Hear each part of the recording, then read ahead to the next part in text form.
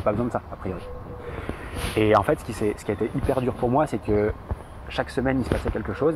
Et chaque semaine, en fait, tu avais une équipe qui disait, etc., etc. Et en fait, je me suis rendu compte un jour que c'était un des mecs les plus proches de moi dans le club, qui en fait, une fois par semaine, venait voler dans les caisses, etc. On l'a découvert au travers des caméras. Et c'est vrai que pour moi, ça a été un électrochoc. Et je me dis, en fait, ça fait 1 an que je vis dans des relations fausses avec certaines personnes, que je suis dans une illusion, en fait, tu vois, de bonnes relations, d'équipe, etc. Et en fait, ça m'a fait un électrochoc. Dans la foulée, j'ai fait une sorte de mini remise en question, / dépression, / burn-out, tu vois, jeune.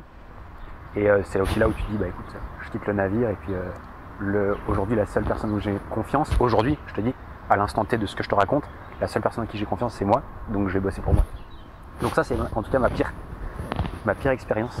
Et si je peux te donner ma meilleure, c'est... Finalement, ça peut être celle-là. Alors, aussi, mais c'est pas celle-là, mais c'est la même période. C'est qu'à l'époque, il y avait un adhérent à la salle de sport qui était le gars casse-couille.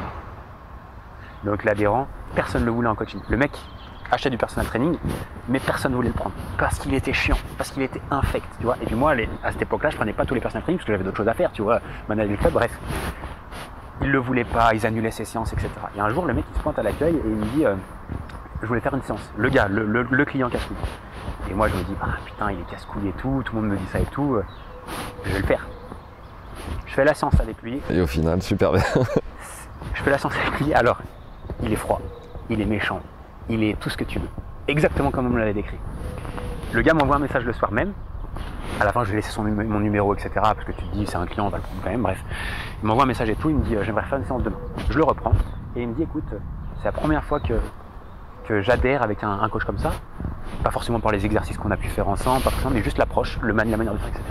Et cette personne-là, aujourd'hui, je peux le considérer comme un ami. C'est quelqu'un qui a 55 ans, avec qui je pars en vacances, avec qui j'ai une relation qui est exceptionnelle. Et juste le truc qui me fait, qui est énorme dans ça, c'est juste se dire, et c'est un truc qui m'a beaucoup aidé, c'est ne jamais avoir d'a priori sur les gens. Ouais. Ne pas écouter l'avis des autres aussi, parce que tu sais pas ce qui a pu se passer, etc. C'est juste fais-toi ton propre avis Bien sûr. sur les gens, parce que c'est comme ça que tu peux créer des belles choses, quoi. Parfait. Donc c'est quoi ton super-héros préféré? Ah, alors moi c'est pas super-héros. J'aime bien ces questions. C'est pas super-héros, c'est héros. Ok. Ouais, parce que donc moi c'est Batman. Ouais. Cool, d'où le caleçon. D'où le caleçon, je l'ai tatoué sur le bras aussi. C'est vrai. Ah, oh, classe. Non mais c'est Batman, tout simplement parce que j'aime beaucoup l'histoire. J'aime beaucoup aussi le fait de dire c'est qu'un humain normal qui, quand il fait son boulot, quand il fait son métier, quand il enfile sa cape, va aider en fait différentes personnes. J'aime beaucoup l'image, j'aime beaucoup le parcours, j'aime beaucoup les valeurs. Et j'aime aussi cette idée de dire, voilà, t'es un humain normal, mais quand t'enfiles ta cape, t'es en capacité de pouvoir aider un maximum de monde. Ok, j'enchaîne. Tu me donnes là, ouais, forcément. Je suis obligé de te poser la question, la valeur la plus importante dans la vie, c'est quoi pour toi? S'il y en avait une au-dessus du lot, ça serait laquelle?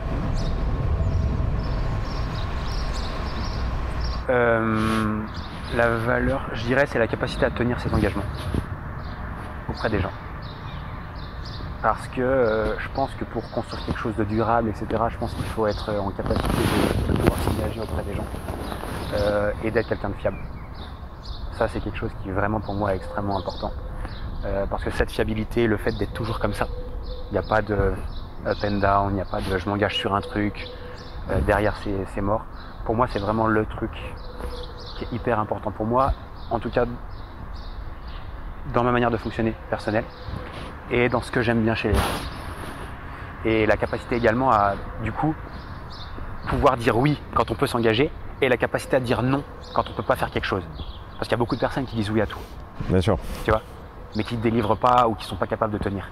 Et je pense que c'est quelque chose de très très important pour vous. Ok, si tu avais 3 conseils à donner à un jeune coach qui débute, qui vient d'avoir son diplôme là, tu lui dirais quoi? Là, qui vient de diplômer là maintenant? J'aurais dû me lister, t'aurais dû me dire. Non, ah mais non, mais c'est ça le but de l'interview, tu le savais. Je t'ai dit, je te mène pas, ça sera brut de pomme. Ce que je peux...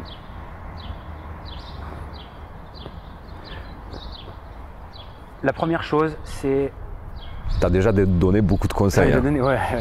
Mais si je dois s'en sortir 3, si on prend vraiment quelqu'un qui débute dans le métier, même pour quelqu'un après en fait d'ailleurs, c'est...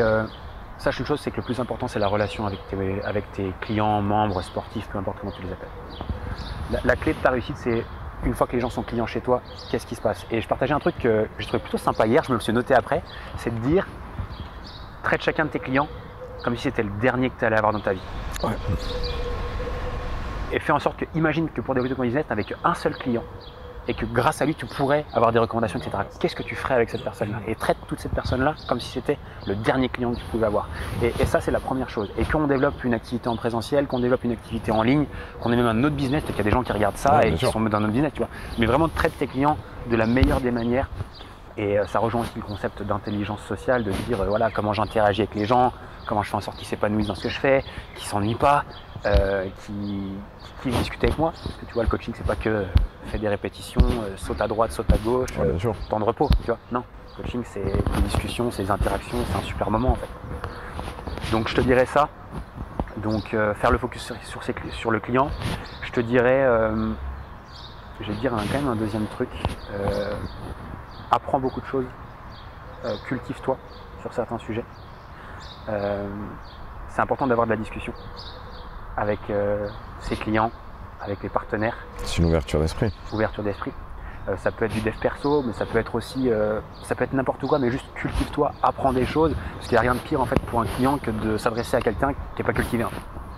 Tu vois, qui n'a pas de discussion, etc. Donc nous, on a l'impression qu'on en a, toujours, systématiquement. Donc chacune des personnes qui écoutent ça se dit, j'ai de la discussion. Analyse quand même un peu et dis-toi, ok, est-ce que je suis vraiment si cultivé que ça? Est-ce que je sais suffisamment de choses? Et est-ce que je suis en capacité d'aller loin dans des discussions avec mes clients? Tu vois, il y a ça aussi, et que tu le fasses en ligne ou en présentiel. Et puis le dernier conseil, et ça c'est vraiment le conseil de base que je dis à tout le monde, c'est quelle est la vraie raison en fait pour laquelle tu fais ce métier? Et est-ce que tu aimes réellement aider les gens? C'est ça. Parce que ce qu'on remarque, c'est qu'il y a quand même un trick qui se fait assez facilement. C'est que si tu fais ce métier que pour l'argent, il y a de très grandes chances que tu ne dures pas. On parlait tout à l'heure du je ne sais pas combien de pourcentage de personnes qui ne durent pas. Mais ceux qui durent, c'est ceux qui aiment réellement aider, ceux qui aiment réellement impacter la vie des gens. Et en fait, si juste déjà tu as cette intention-là dans tout ce que tu fais, il y a de très grandes chances que déjà tu fasses une belle carrière, que tu aides beaucoup de monde et puis en plus de ça que tu puisses en vivre confortablement, quoi. Alors tu posais la question hier à l'envers de la mienne d'aujourd'hui, mais tu disais, tu as demandé à nos élèves qu'est-ce que dirait le moi de 85 ans au moi d'aujourd'hui. Moi je te le dirais dans l'autre sens, qu'est-ce que tu dirais aujourd'hui à l'adolescent que tu étais?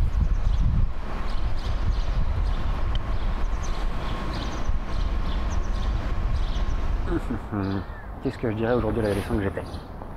Le petit moi à l'oreille là, tu sais. Ah ouais, si, j'ai quelque chose. C'est d'ailleurs un truc que je me répète très souvent. Vraiment très souvent. Il est même écrit chez moi sur un tableau blanc.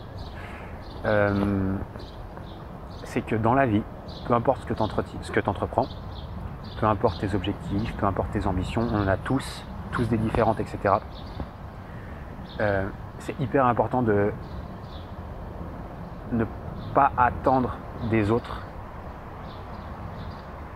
ne pas attendre qu'on fasse les choses à notre place, ne pas se dire peut-être que quelqu'un viendra m'aider en gros. Ce qu'il faut bien comprendre, c'est que c'est important de prendre l'entière responsabilité de notre vie, l'entière responsabilité de ce qu'on entreprend, de ce qu'on fait, etc. etc. Vrai mojo de l'entrepreneur, ça. Parce qu'il n'y a personne qui va venir le faire à ta place. Mais c'est vrai. Tu vois ce que je veux dire? Évidemment, tu vas avoir des super relations, il va y avoir des super personnes, etc.